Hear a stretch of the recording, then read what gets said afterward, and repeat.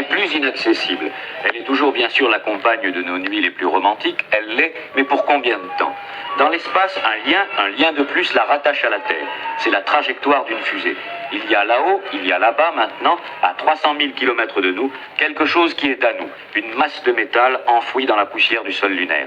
Il n'y a pas si longtemps, un soir de septembre, le 13 très exactement, nous étions sans doute tous à l'écoute de l'UNIK, la fusée soviétique. 13 septembre 1959, 22 heures 2 minutes 24 secondes, coup au but. En Union soviétique, c'était déjà le 14 septembre, 0 heure du matin, 2 minutes 24 secondes, Radio Moscou pouvait lâcher son communiqué. Ici Moscou. Communiqué de l'agence 1. Aujourd'hui, 14 septembre, la deuxième fusée cosmique soviétique a atteint la surface de la Lune.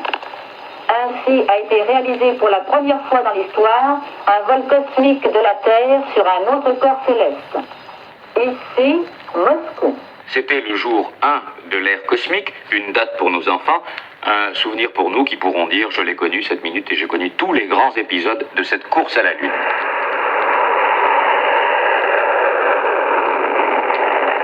Au Cap Canaveral, en Floride, près du mont Kazbek, au Caucase, des fusées sont parties nuit et jour pendant des mois, pendant des années. Que faisait-elle? Où allait-elle? Personne n'en a rien su pendant longtemps. À l'est, à l'ouest, tout un monde de techniciens braquaient sur les étoiles les télescopes géants de Palomar ou de Pulkovo. Ils étaient à l'écoute, ces techniciens, de ces fusées qui emportaient dans leurs flancs des émetteurs radio. Ça n'était pas le vide, bien sûr, c'était les rumeurs d'un monde connu, l'espace des terriens, mais rien d'autre. Et puis un jour, il y a eu autre chose. Il y a eu un appel, octobre 1957, première victoire dans la course à l'espace, il y a eu le Spoutnik numéro 1.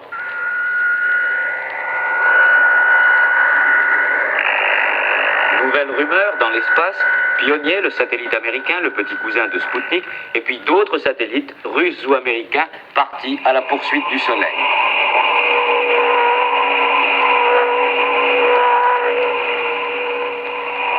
Janvier 1959, la Lune va-t-elle avoir son cadeau de Nouvel An? L'UNIK numéro 1 va-t-elle atteindre son but? Non, elle manque la Lune, elle la manque d'un rien d'ailleurs à l'échelle cosmique, 6000 km.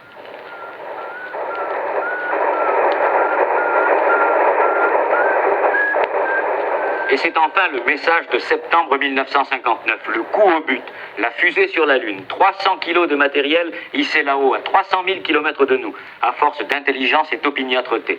Ce que furent les quelques minutes qui ont précédé l'impact, le choc de l'objet de la Terre contre la Lune, Sonorama l'a vécu pour vous, quelque part en Union soviétique, dans la casemate d'un observatoire qui contrôlait la marche de l'UNIK.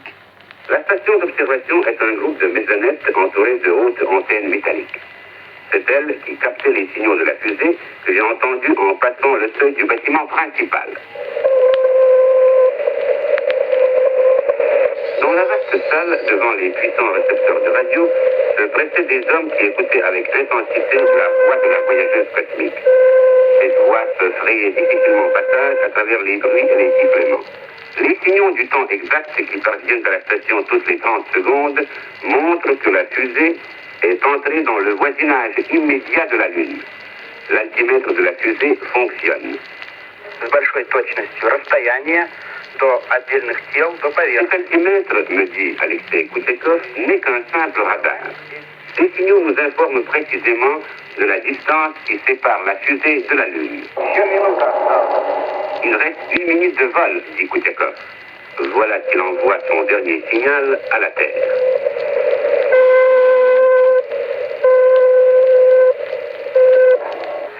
Сигнал исчез.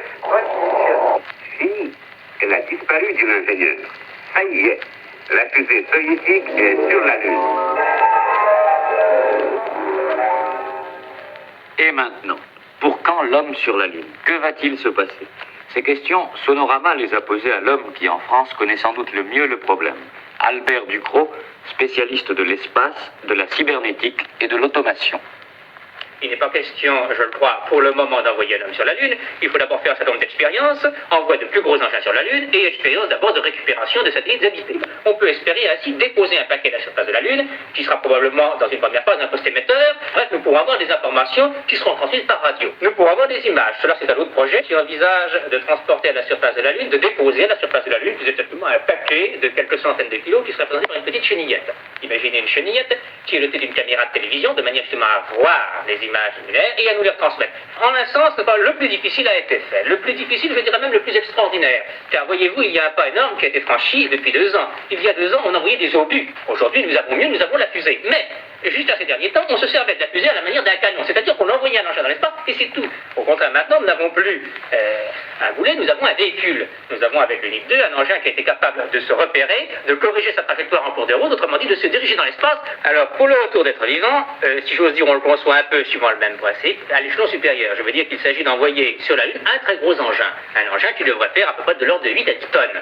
En fait, voyez-vous, actuellement, nous vivons ce qu'on appelle l'astronautique chimique. Il se peut que la question soit bouleversée dans quelques années. Il se peut que nous ayons la propulsion atomique, et les atomistes disent, ne construisez pas ces fusées, ou du moins dans quelques années elles seront dépassées. Avec la propulsion atomique, vous aurez un engin qui aura un rapport de masse très faible, et qui pourra se permettre un aller-retour dans des positions particulièrement sympathiques. Et à ce moment-là, les ingénieurs chimistes répondent, eh bien, au moins, faisons comme si cette propulsion atomique ne devait pas avoir lieu dans l'immédiat. Si elle intervient, ce sera une bonne surprise. Voilà, si je veux dire, la position respective des uns et des autres. Voilà, il y aura du nouveau au-dessus de nos têtes en 1960, 61, 62.